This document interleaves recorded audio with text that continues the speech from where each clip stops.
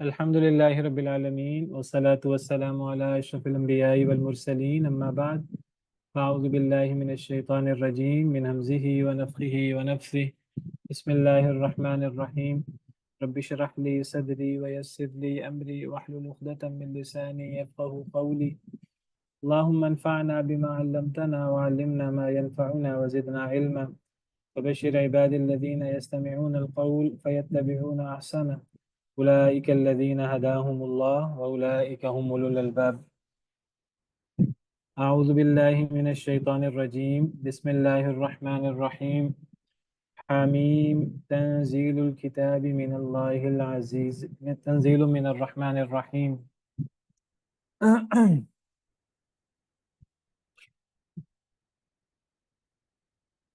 یہ نئی صورت ہم شروع کر رہے ہیں اور اس صورت کا نام سورہ فصلت ہے. اس میں تیسری آیت کریمہ میں کتاب فصلت آیاتہ آیا ہے، تو اس اعتبار سے اسے سورہ فصلت بھی کہتے ہیں. اور اس صورت کے ناموں میں سے ایک نام سورہ حامیم سجدہ بھی ہے. اس صورت میں سجدہ ہے آگے جا کر، تو ایک اور سجدہ بھی ہے، ایک اور صورت بھی ہے جس میں سجدہ ہے. اس کے شروع میں الف لام میم آتا ہے 21ویں پارے میں. اس کو سورہ سجدہ یا سورہ الف لام میم سجدہ کہتے ہیں، وہ جو ہم فجر کے جمعے کے دن فجر کی نماز میں پہلی رکعت میں پڑھتے ہیں. اس صورت کو سورہ حامیم سجدہ کہتے ہیں یا سورہ فصلت کہتے ہیں. یہ وہ صورتیں ہیں جو صورتیں حامیم سے شروع ہو رہی ہیں. یہ کتنی صورتیں ہیں جو حامیم سے شروع ہوتی ہیں؟ سر 6 ہے. یہ 7 صورتیں اکٹھی ہیں جو حامیم سے شروع ہوتی ہیں.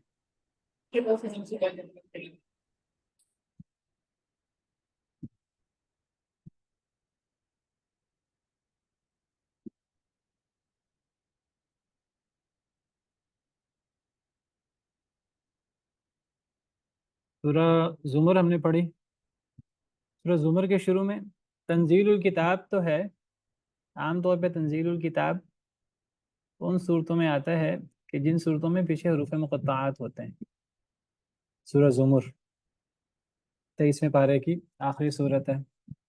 اس میں پیچھے حروف مقطعات میں سے کوئی حرف نہیں ہے. تنزیل الکتاب ہے. عام طور پہ تنزیل سے کوئی صورت شروع نہیں ہوتی، وہ حروف مقطعات سے شروع ہوتی ہے. پھر آگے تنزیل الکتاب من اللہ العزیز الحکیم، تنزیل الکتاب من اللہ العزیز العلیم، تنزیل من الرحمن الرحیم. اس انداز سے صورتیں ہوتی ہیں. یہ سورہ زمر ایسی صورت ہے واحد کہ اس کی ابتدا تنزیل الکتاب سے ہوتی ہے. اس سے پیچھے کوئی حروف مقطعات میں سے کوئی نہیں ہے. لگتا ہے کہ یہاں پیچھے سے مس ہو گیا حروف مقطعات میں سے کوئی حروف. اللہ کی حکمت بالغہ ہے، اللہ کو پتہ ہے. یہاں کوئی حروف مقطعات میں سے نہیں ہے سورہ زمر میں. لیکن اس کے بعد کیا ہے؟ اس کے بعد آگے 7 صورتیں ہیں. سورہ غافر یا سورہ مومن پہلی صورت، وہ بھی حامیم سے شروع ہو رہی ہے. یہ پہلی صورت ہے حامیم صورتوں میں سے، ان کو حوامیم کہتے ہیں. حوامیم، سور حوامیم. پہلی صورت سورہ غافر یا سورہ مومن جو ہم مکمل کر چکے ہیں. دوسری صورت سورہ فصلت ہے جس کو سورہ حامیم سجدہ، ہمارے پاکستانی مصاحف میں اس کو حامیم سجدہ کہتے ہیں، عرب مصاحف میں اس کو سورہ فصلت لکھا جاتا ہے. میں نے وجہ بتا دی دونوں کی. حامیم سجدہ اس لیے کہتے ہیں کہ حامیم سے شروع ہو رہی ہے اور اس میں سجدہ موجود ہے.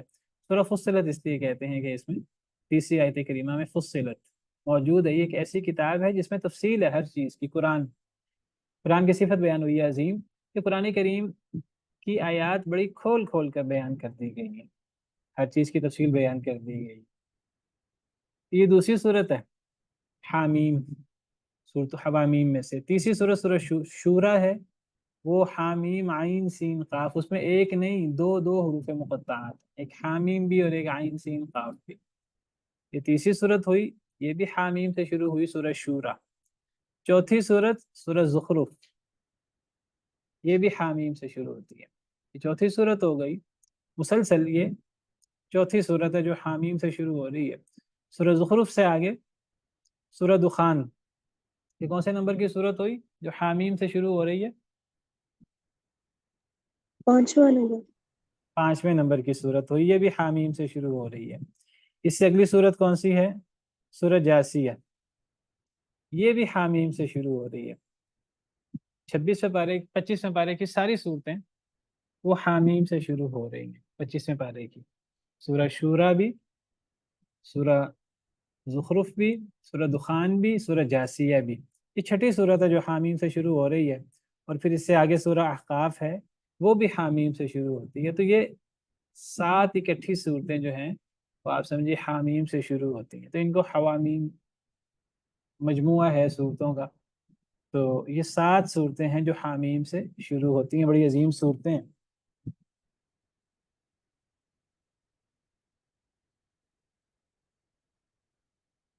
حامیم سر یہ سورہ حروف، غافر تو جیسے کہ ہم کہہ رہے ہیں کہ اس میں نہیں ہے، تو ہم پھر بھی اس کو حامیم میں ہی لیں گے۔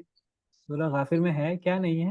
سوری سورہ زمر جو ہے، سورہ زمر کو ہم نہیں لے رہے ہیں نا، سورہ زمر سے آگے سب سے سورہ پہلے آپ غافر سے۔ سورہ غافر مومن پہلی، پھر سورہ فصلت یا سورہ حامیم سجدہ دوسری، سورہ شورا تیسری، سورہ زخرف چوتھی، سورہ دخان پانچویں، سورہ جاسیہ چھٹی، سورہ احقاف ساتویں۔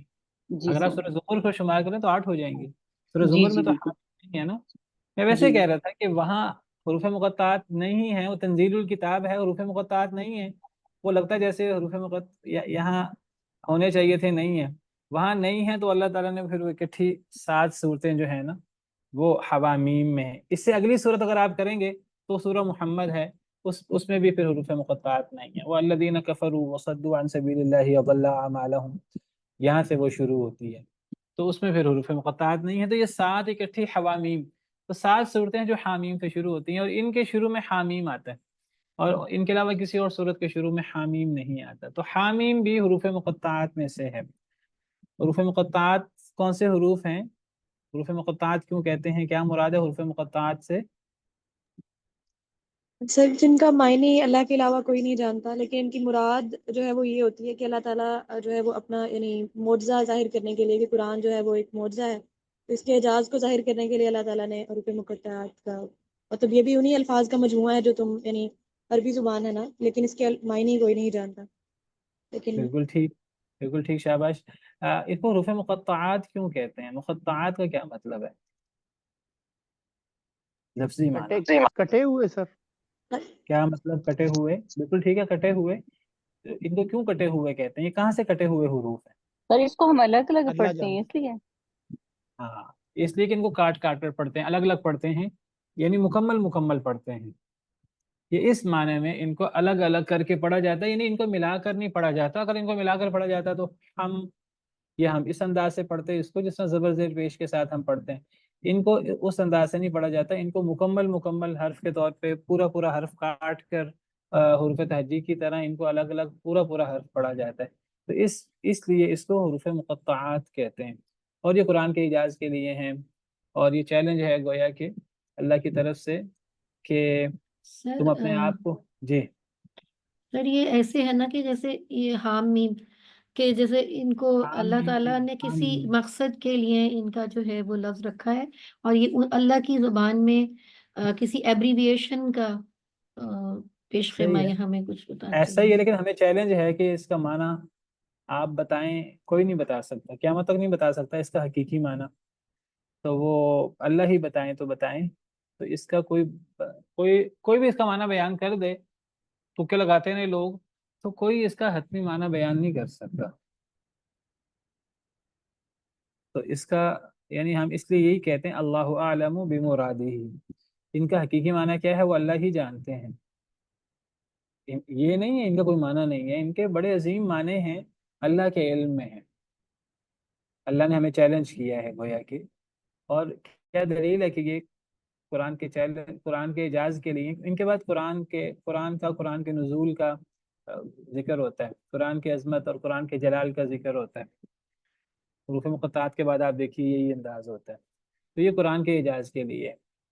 بعض لوگ کہتے ہیں، بعض لوگ اس کا معنی کرنے کی کوشش کرتے ہیں، بعض ان کو اللہ کے ناموں میں سے کوئی نام قرار دیتے ہیں، تو یہ طریقہ کار صحیح نہیں۔ جس طرح یاسین کے بارے میں، طٰہٰ کے بارے میں کچھ لوگ کہتے ہیں شاید اس لیے کہتے ہیں کہ ان کے بعد اگلی آیت کریمہ میں نبی کریم صلی اللہ علیہ وسلم کو مخاطب کیا، تو بعض کہتے ہیں اصل میں یہ نبی کریم صلی اللہ علیہ وسلم کے مبارک نام ہے۔ یاسین کچھ لوگ کہتے ہیں، وہی یاسین وہی طٰہٰ، نبی کریم صلی اللہ علیہ وسلم کو۔ تو یہ کہنا کہ یہ نبی کریم صلی اللہ علیہ وسلم کا نام ہے، تو کیا دلیل ہے اس بات کی؟ اس بات کی دلیل چاہیے۔ حروف مقطعات میں سے ہے، یاسین بھی حروف مقطعات میں سے ہے، طٰہٰ بھی حروف مقطعات میں سے ہے، نون بھی حروف مقطعات میں سے ہے، صاد بھی، سورہ نون والقلم، اور سورہ صاد والقرآن ذی الذکر، سورہ قاف والقرآن المجید، یہ سارے حروف مقطعات میں سے ہیں۔ کسی جگہ ایک ایک حرف آتا ہے، کسی جگہ دو حروف آتے ہیں، کسی جگہ جیسے حامیم ہے 2 حروف ہیں، طاسین ہے 2 حروف ہیں، کسی جگہ 3 حروف آتے ہیں جیسے الف لام میم، اس طرح طاسین میم، اس طرح عین سین قاف وغیرہ، الف لام میم، الف لام را وغیرہ۔ تو یہ 3 ہیں، کسی جگہ 4 ہیں جیسے الف لام میم صاد، جیسے الف لام میم را کاف وغیرہ۔ ہا یا عین صاد۔ وہ زیادہ ہیں، وہ 5 ہیں، کاف ہا یا عین صاد، تو 5 بھی ہیں، 1 بھی ہیں، 2 بھی، 3 بھی، 4 بھی، 5 بھی۔ تو یہ بڑی حکمتیں ہیں ان میں، اور ان کے بڑے گہرے معنی ہیں، لیکن ہم ان کے معنوں کو جان نہیں سکتے، ہمارے پاس کوئی ایسا ذریعہ نہیں ہے۔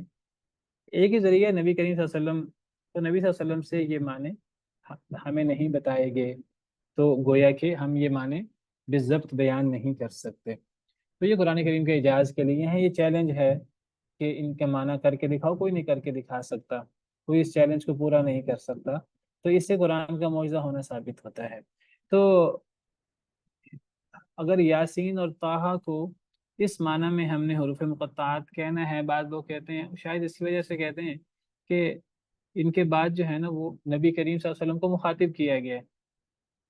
طٰہٰ ما انزلنا علیک القرآن لتشقى، وہ کہتے ہیں ما انزلنا علیک القرآن لتشقى، کہتے ہیں جی نہیں نازل کیا ہم نے آپ پر، اے اللہ کے نبی صلی اللہ علیہ وسلم، قرآن کو لتشقى، کہ آپ مشکل میں پڑ جائیں۔ وہ کہتے ہیں کہ اب نبی صلی اللہ علیہ وسلم کو مخاطب کیا گیا ہے تو پتہ لگا یہ طٰہٰ اصل میں یا طٰہٰ ہے، اے طٰہٰ نہیں نازل کیا ہم نے آپ پر قرآن، تو کہتے ہیں گویا کہ طٰہٰ نبی کریم صلی اللہ علیہ وسلم کا نام نامی ہوا۔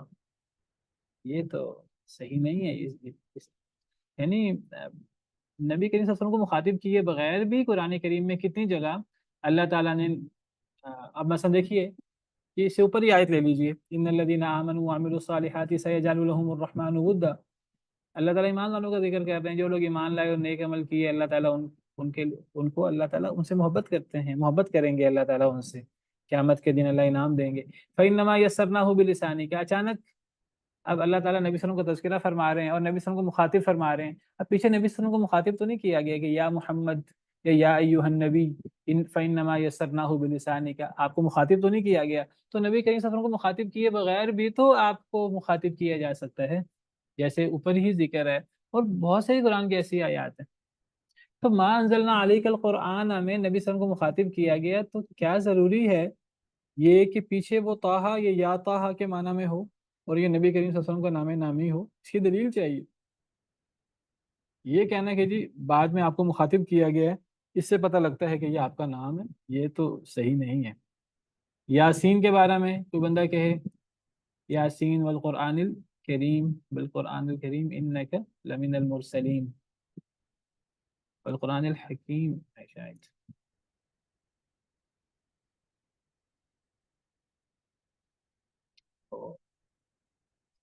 انک لمن المرسلین، ہاں یاسین والقرآن الحکیم انک لمن المرسلین۔ اب جی انک نبی صلی اللہ علیہ وسلم کو مخاطب کیا گیا ہے، اس لیے گویا کہ یاسین نبی صلی اللہ علیہ وسلم کا نام ہوا۔ اب یہ یاسین میں یا مخاطب کا ہے اور آپ کا نام سین ہے، یا آپ کا نام ہی یاسین ہے اور پیچھے ایک اور یا تھا جو محذوف ہے، یہ یا یاسین ہے، اور پھر قرآن حکیم کی قسم کے بے شک آپ رسولوں میں سے ہیں، چونکہ آپ کو مخاطب کیا جا رہا ہے تو پتہ لگا یہ اصل میں آپ کا نام ہے۔ یہ اس طرح تک بندی تو نہیں کرنی چاہیے نا اپنی طرف سے، یا تو صحابہ کرام نے کہا ہو، نبی کریم صلی اللہ علیہ وسلم نے فرمایا ہو کہ یہ میرا نام ہے طٰہٰ اور یاسین۔ اگر یہ طٰہٰ اور یاسین کو اس معنی میں نبی کریم صلی اللہ علیہ وسلم کے نام کہنا ہے کہ ان کے بعد نبی صلی اللہ علیہ وسلم کو مخاطب کیا گیا ہے، تو قرآن کریم کے کئی ایسے حروف مقطعات ہیں کئی صورتوں کے شروع میں، ان کے بعد نبی صلی اللہ علیہ وسلم کو مخاطب کیا گیا ہے۔ مثلا حامیم کی ہم بات کر رہے ہیں، 7 صورتوں میں اکٹھا حامیم آتا ہے، تو ایسی بات صورتیں بھی ہیں کہ جن میں حامیم کے بعد نبی صلی اللہ علیہ وسلم کو مخاطب کیا گیا ہے۔ مثال کے طور پر یہ دیکھیے سورہ شورہ، حامیم عین سین قاف کذالک یوحی الیک، آپ کو مخاطب کیا گیا ہے۔ اب کیا یہاں کوئی معنی کر سکتا ہے کہ وہ آپ کو اصل میں مخاطب کیا گیا ہے اس لیے کہ پیچھے وہ حامیم آپ کو یہ آپ کا نام ہے، یا عین سین قاف آپ کا نام ہے، تو یہ اصل میں یا حامیم یا عین سین قاف ہے، اور آگے کذالک یوحی الیک کیونکہ آپ کو مخاطب کیا گیا ہے؟ نہیں، وہی انداز ہے جو طٰہٰ میں ہے، جو یاسین میں ہے۔ تو اس طرح اپنی طرف سے تک بندی، اپنی طرف سے اندازے اٹکل پچھو لگانا یہ صحیح نہیں ہے۔ لیکن اب ہمارے ہاں اتنا مشہور ہو گیا، اب ہمارے ہاں نعتوں میں بھی یہ طٰہٰ اور یاسین استعمال ہو رہا نبی کریم صلی اللہ علیہ وسلم کے لیے، دلیل ہونی چاہیے اس بات کی۔ یا تو نبی صلی اللہ علیہ وسلم نے خود فرمایا ہو یہ میرے نام ہے تو ٹھیک ہے، علی الرأس والعین، یا صحابہ کرام نے فرمایا ہو نبی صلی اللہ علیہ وسلم سے سن کر، تو ہم کہیں گے ٹھیک ہے جی، صحابہ کرام نے بیان کیے۔ اپنی طرف سے کیسے یہ اس طرح کر کے کہا جا سکتا ہے؟ حامیم کی بات چل رہی تھی تو میں نے پھر حامیم کو بھی نبی صلی اللہ علیہ وسلم کا نام کہنا چاہیے پھر، کیونکہ اس کے بعد بھی نبی صلی اللہ علیہ وسلم کو مخاطب کیا گیا، کذالک یوحی الیک، اسی طرح وحی کی گئی آپ کی طرف۔ نہیں تو یہ نبی صلی اللہ علیہ وسلم کو تو مخاطب کئی دفعہ پیچھے آپ کا نام لیے بغیر بھی تو آپ کو مخاطب کیا گیا، کہ قرآن کریم کے بہت سارے مقامات دکھائے جا سکتے ہیں کہ آپ کو یا محمد یا ایھا النبی یا ایھا الرسول کہے بغیر آپ کو مخاطب کیا گیا ہے، تو یہاں اس انداز سے آپ کو مخاطب کیوں نہیں کیا جا سکتا؟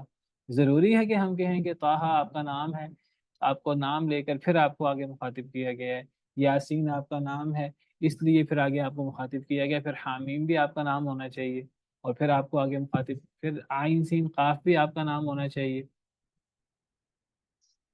چلیں بہرحال، تو حامیم اللہ عالم بمرادہ، تنزیل من الرحمن الرحیم، نازل کرنا ہے یعنی اللہ رب العالمین، من الرحمن الرحیم، رحمان الرحیم کی طرف سے نازل کرنا ہے یعنی اس قرآن کا، جس طرح دیگر صورتوں میں ہے تنزیل الکتاب من اللہ العزیز الحکیم، یا تنزیل تنزیل الکتاب بھی بار بار آتا ہے، تو نازل کرنا ہے کتاب کا من الرحمن الرحیم، رحمان الرحیم اللہ رب العالمین کی طرف سے۔ اللہ رب العالمین نے قرآن کے نزول کے ساتھ جو اپنی صفت بیان کی وہ رحمان الرحیم، کہ رحمان اور رحیم رب نے قرآن نازل کیا ہے۔ اس سے پتہ لگتا ہے کہ قرآن کا نازل کرنا اللہ رب العالمین کی کتنی بڑی رحمت ہے۔ قرآن کا نازل کرنا اللہ رب العالمین کی سب سے بڑی رحمت ہے، یاد رکھیے۔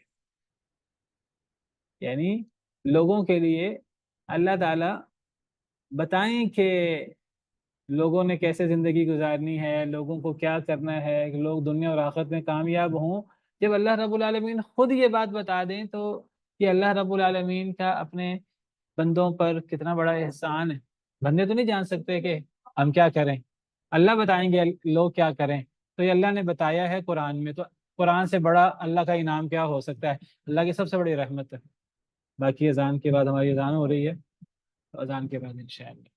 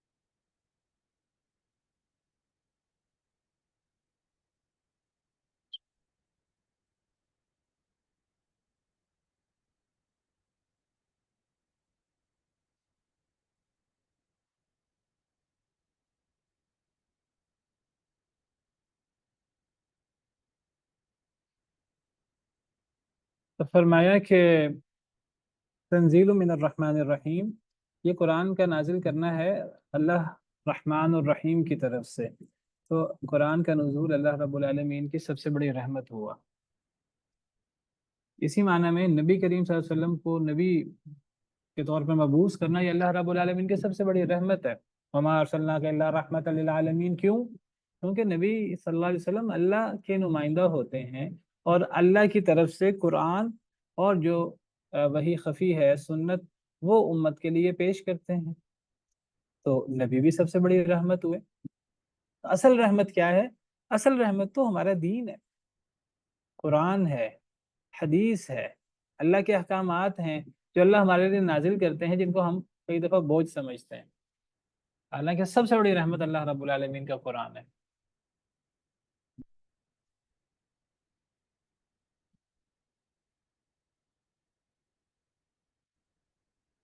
کتاب فصلت آیاتہ، یہ کتاب کھول کھول کر بیان کر دی گئی اس کی آیتیں. قرآن عربیا، یہ عربی قرآن ہے. لقوم یعلمون، اس قوم کے لیے جو جانتے ہیں. تو اس کتاب کی آیتیں کھول کھول کر بیان کر دی گئی ہیں. اللہ نے قرآن کریم میں عقائد، عبادات، معاملات، احکامات بڑے کھول کر بیان کیے ہیں قرآن میں. قرآن یعنی قرآن میں، اور قرآن کی تشریح حدیث مبارکہ میں. قرآن اپنی تشریح کے ساتھ مکمل ہوتا ہے، اپنے بیان کے ساتھ مکمل ہوتا ہے، اور قرآن کا بیان حدیث ہے. تو قرآن اور حدیث میں یہ ایک ایسی کتاب ہے کہ اس میں اور اس کے بیان میں اللہ رب العالمین نے آیات، احکامات اللہ نے بہت کھول کر بیان کر دی ہیں. اگر ہمیں مسئلوں کا حل کرنا ہے تو مسئلوں کا حل کیسے ہوگا؟ قرآن حدیث سے، قرآن اور قرآن کے بیان سے. اسی لیے یہ قرآن کے مبارک ناموں میں سے ایک نام الفرقان بھی ہے. تبارک الذی نزل الفرقان علی عبدہ. بہت بابرکت ہے وہ ذات جس نے فرقان نازل کیا اپنے بندے پر. اور یہ پچھلی کتابوں کی بھی صفت ہے. تورات بھی فرقان تھی. وَلَقَدْ آتَيْنَا مُوسَى وَهَارُونَ الْفُرْقَانَ، ہم نے موسیٰ اور ہارون کو فرقان عطا کی تھی، یعنی تورات تھی. قرآن بھی تورات، اللہ کی کتابیں، اللہ کی وحی، فرقان. قرآن بھی فرقان ہے، پچھلی کتابیں بھی فرقان تھیں، تو قرآن اور قرآن کا بیان حدیث مبارکہ، اس میں اللہ کے احکامات کھول کھول کر بیان کر دیے گئے ہیں۔ کوئی مسئلہ حل کرنا ہے تو کتاب و سنت سے بڑا ہمارے پاس ذریعہ کیا ہے؟ یہ کیسے ممکن ہے کہ کتاب و سنت موجود ہو اور اختلاف باقی رہ جائے، فرقہ واریت باقی رہ جائے، پھر فرقہ واریت، اور پھر وہ ایک سمجھ نہیں آتا کیسے ہو سکتا ہے۔ اور فرقہ واریت کیا ہے وہ بھی پتہ لگ جاتا ہے۔ دیکھیے کتاب و سنت کے احکام کو سمجھنے میں اختلاف ہو سکتا ہے فہم کا، یہ فرقہ واریت نہیں ہے۔ فرقہ واریت کیا ہے؟ فرقہ واریت کتاب و سنت کے خلاف جانا ہے، کتاب و سنت کو چھوڑ کر کسی اور چیز کو لے لینا، یہ فرقہ واریت ہے۔ کتاب و سنت کے قرآن کریم میں کسی آیت کے فہم میں اختلاف ہو جائے، یہ معنی بھی بن رہا ہے، یہ معنی بھی بن رہا ہے، کوئی واضح دلیل نہیں ہے، تو دونوں معنی ہو سکتے ہیں۔ اگر کسی کو یہ معنی سمجھ آ رہا ہے وہ یہ معنی لے رہا ہے اللہ سے ڈرتے ہوئے، کسی کو یہ معنی سمجھ آ رہا ہے وہ یہ معنی لے رہا ہے اللہ سے ڈرتے ہوئے، تو دونوں صحیح ہیں، یہ فرقہ واریت نہیں ہے۔ صحابہ کرام میں اختلاف تھا، صحابہ کرام میں فرقہ واریت نہیں تھی۔ فرقہ واریت یہ نہیں ہے۔ فرقہ واریت کیا ہے؟ کتاب و سنت کو چھوڑ کر کسی اور کی بات کو لینا، چاہے وہ کوئی بڑے سے بڑا ہی کیوں نہ ہو، کوئی بڑے سے بڑا حکمران، کوئی بڑے سے بڑا عالم ہی کیوں نہ ہو، کتاب و سنت کو چھوڑ کر اس کی بات لے لینا۔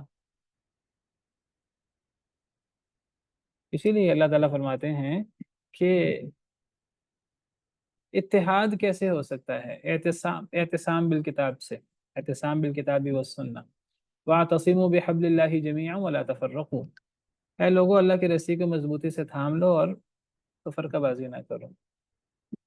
اور جو لوگ تفرقہ بازی کرتے ہیں، تفرقہ بازی کون کرتے ہیں؟ یاد رکھیے، تفرقہ بازی یہ نہیں ہوتی کہ ایک طرف زیادہ لوگ ہیں، ایک طرف تھوڑے لوگ ہیں تو تھوڑے لوگ فرقہ باز ہیں، نہیں۔ فرقہ باز وہ لوگ ہوں گے، فرقہ واریت کے شکار وہ تھوڑے ہوں یا زیادہ ہوں، جو کتاب و سنت سے الگ ہوں گے۔ جو کتاب و سنت پر ڈٹے ہوئے ہیں وہ ایک بندہ ہی کیوں نہیں ہے، چند لوگ ہی کیوں نہیں ہیں، تو وہ الجماعت ہیں، وہ تو اصل چیز کو تھامے ہوئے ہیں۔ جو اس اصل چیز سے ہٹ جاتے ہیں وہ فرقہ واریت کا شکار ہے، اور جو فرقہ واریت کا شکار ہو جائے، نہ اس کا اللہ سے کوئی تعلق ہے، نہ اس کا رسول اللہ سے کوئی تعلق ہے صلی اللہ علیہ وسلم۔ اس لیے اللہ تعالیٰ فرماتے ہیں ان الذین فرقوا دینہم وکانوا شیعا لست منہم فی شیء، وہ لوگ جو فرقوں میں بٹ گئے، گروہوں میں، فرقوں کا شکار ہو گئے، گروہوں میں بٹ گئے، اے نبی آپ کا ان سے کوئی تعلق نہیں۔ جب نبی کا ان سے کوئی تعلق نہیں، ان کا نبی سے کوئی تعلق نہیں، وہ اپنے آپ کو نبی کا امتی نہ کہیں، وہ فرقہ واریت کا شکار ہے۔ اور فرقہ واریت کیا ہے؟ فرقہ واریت تو کتاب و سنت کے خلاف جانا ہے، اور فرقہ واریت ہوتی ہی علم آنے کے بعد علم کو چھوڑنے سے۔ فرقہ واریت کا شکار یہود ہوئے، عیسائی ہوئے، وما تفرق الذین اوتوا الکتاب الا من بعد ما جاءتهم البینہ، وما اختلف الذین اوتوا الکتاب الا من بعد ما جاءتهم البینات بغیا بینہم، اہل کتاب نے اختلاف نہیں کیا مگر بینات آنے کے بعد، بغاوت کرتے ہوئے۔ فرقہ واریت اور اختلاف کہتے ہی، جو اختلاف مذموم ہے، کہتے ہی اسے ہیں جو دلیل آنے کے بعد کوئی کرتا ہے اس دلیل کو چھوڑ کر، جو کتاب و سنت آنے کے بعد، اس کی دلیل واضح ہونے کے بعد کوئی کرتا ہے اور اس کو چھوڑ دیتا ہے کتاب و سنت کو۔ اللہ نے کتاب و سنت میں احکامات بڑے واضح کر دیے ہیں، کھول کھول کر بیان کر دیے ہیں۔ اگر کوئی چیز میں اشتباہ ہے تو موٹا موٹا مان لیا جائے، اس کو، اس کی گہرائی میں نہ جایا جائے۔ جو چیز واضح ہے وہ ماننی چاہیے۔ توحید کا مسئلہ کتنا واضح ہے، اب کچھ لوگ توحید کے بارے میں وہ مشتبہ چیزوں کے پیچھے پڑ جائیں اور واضح ترین چیزیں چھوڑ دیں۔ اللہ نے تو کتاب فصلت آیاتہ، اللہ نے تو آیتیں کھول کھول کر بیان کر دیں۔ سورہ یونس میں اللہ فرماتے ہیں، سورہ ہود میں، کہ شروع میں الف لام را کتاب محکمت آیاتہ ثم فصلت من لدن حکیم خبیر، ایک ایسی کتاب ہے جس کی آیتیں بڑی محکم، بڑی مضبوط ہیں، اور پھر اس کی تفصیل بیان کی گئی ہے۔ اللہ حکیم اور حمید، اللہ حکمت والے اور تعریف کیے گئے اللہ کی طرف سے۔ تو اللہ نے قرآن کی آیتیں بڑی واضح کر دی ہیں اور بڑا مضبوط کر دیا ہے ان کو۔ قرآن کے عام احکامات بڑے واضح ہیں، توحید، رسالت، آخرت، اللہ تعالیٰ کی صفات، اور انہی کے بارے میں جھگڑے ہیں۔ سب سے زیادہ جھگڑے انہی کے بارے میں، توحید کے بارے میں سب سے زیادہ جھگڑے، نبی صلی اللہ علیہ وسلم کی رسالت کے بارے میں، آپ بشر ہیں، آپ نور ہیں، بشر رسول ہوتا ہے نہیں ہوتا، یہی اعتراضات ہر قوم کرتی رہی، یہی اعتراضات آج بھی باقی ہیں، مسلمان کہلانے والوں میں باقی ہیں، اللہ معاف کرے۔ آخرت کے بارے میں جھگڑے کرتے رہے ہمیشہ کفار۔ پھر اللہ تعالیٰ کی صفات کے مسئلے، اللہ کی صفات صرف اللہ رب العالمین کی ہیں، وہ صفات ان معنی میں اسی طریقے سے کسی مخلوق کو دینا جائز نہیں ہے۔ اللہ عالم الغیب ہے، اب یہ علم غیب یہ کسی اور کو صفت دے دینا۔ اللہ تعالیٰ حاجت روا، مشکل کشا ہیں، الوکیل، بگڑی بنانے والے ہیں، یہ صفات اللہ کے علاوہ اور مخلوقات کو دے دینا۔ اولادیں دینے والے، انعامات کرنے والے، خزانوں کے مالک، یہ اوروں کو دے دینا۔ چیزیں بڑی واضح ہیں قرآن کریم میں اور قرآن کی تشریح حدیث مبارکہ میں، لیکن ان کے لیے جنہوں نے کتاب و سنت کو ماننا ہے ان کے لیے چیزیں واضح ہیں۔ جنہوں نے نہیں ماننا، جنہوں نے اپنے مسلک اور اپنے طور طریقے اور اپنے دھڑے بندی کے مطابق عمل کرنا اور اس کو خوش رہنا ہے، کوئی ضرورت نہیں ہے ہمیں دوسرے کی بات سننے کی، دوسرے کی بات کتاب و سنت کے مطابق ہے کہ نہیں، دیکھنے کی ضرورت نہیں ہے۔ اللہ فرماتے ہیں کل حزب بما لدیہم فرحون، ہر گروہ جو اس کے پاس ہے اس پر خوش ہے۔ دیکھنا تو یہ چاہیے کہ کتاب و سنت کی دلیل کس کے ساتھ، وہ دیکھنے کو تیار ہی کوئی نہیں ہے، اور کتاب و سنت کے دلائل تو بڑے واضح ہیں۔ تو یہ مطلب ہے کتاب فصلت آیاتہ، کتاب کی آیتیں بڑی واضح ہیں۔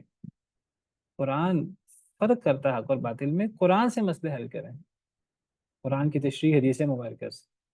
اور یہ مسئلے کیسے حل ہوں گے؟ قرآن عربی، یہ عربی قرآن ہے کہ عربی زبان کی بدولت حل ہوں گے۔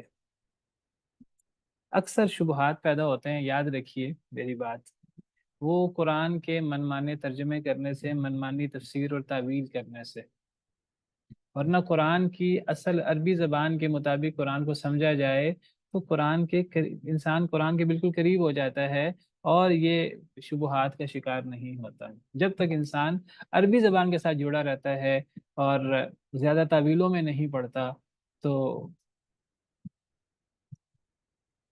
وہ قرآن پر عمل کر رہا ہوتا ہے، قرآن اور قرآن کی تشریح پر۔ زیادہ ترجمے کرنے سے، زیادہ تعویلیں کرنے سے، عربی زبان سے دور ہٹنے سے یہ زیادہ مسئلے اور زیادہ بدعات، خرافات، شبہات پیدا ہوئے ہیں۔ عربی قرآن ہے لقوم یعلمون، اس قوم کے لیے جو جانتی ہے۔ کیا جانتی ہے؟ عربی زبان۔ قرآن عربی زبان میں ہے کیونکہ عربوں کے لیے نازل ہوا، تو جو قرآن کے اولین مخاطب تھے قریش، وہ عربی جانتے تھے۔ قریش ہوں مکہ کے یا مدینہ کے انصار ہوں عرب، پھر جو مسلمان ہو گئے صحابہ کرام رضوان اللہ علیہم اجمعین، وہ ان کے محاورے میں قرآن نازل ہوا، وہ عربی جانتے تھے، اللہ نے عربی قرآن رکھا۔ اور آج کچھ لوگ کہتے ہیں ہم قرآن کی تفسیر عربی زبان کی بدولت کرتے ہیں، اور وہ اپنی عجمی لوگ عربی کے ذریعے قرآن کی تفسیر کر کے، وہ جو سب سے بڑے عرب تھے صحابہ جو عربی زبان کی بنیاد ہیں، وہ ان کی تفسیروں کو رد کرتے ہیں۔ کتنا بڑا یہ ایک فتنہ ہے کہ عربیت کی بیس پر ہم قرآن کی تفسیر کریں گے، اور کیا تفسیر کرتے ہیں؟ صحابہ کی تفسیر کے خلاف۔ اللہ کہتے ہیں اللہ نے عربی قرآن اتارا اس قوم کے لیے جو عربی جانتی تھی، اس لیے عربی میں اتارا۔ بشیرا و نذیرا، یہ قرآن بشارت دیتا ہے اور ڈراتا ہے۔ فأعرض أكثرهم فهم لا يسمعون، اکثر لوگ اعراض کرتے ہیں تو وہ سنتے نہیں۔ چلیں اسی پر بس کرتے ہیں، باقی انشاءاللہ آئندہ۔ سبحان ربک رب العزت عما یصفون وسلام علی المرسلین والحمد للہ رب العالمین۔ السلام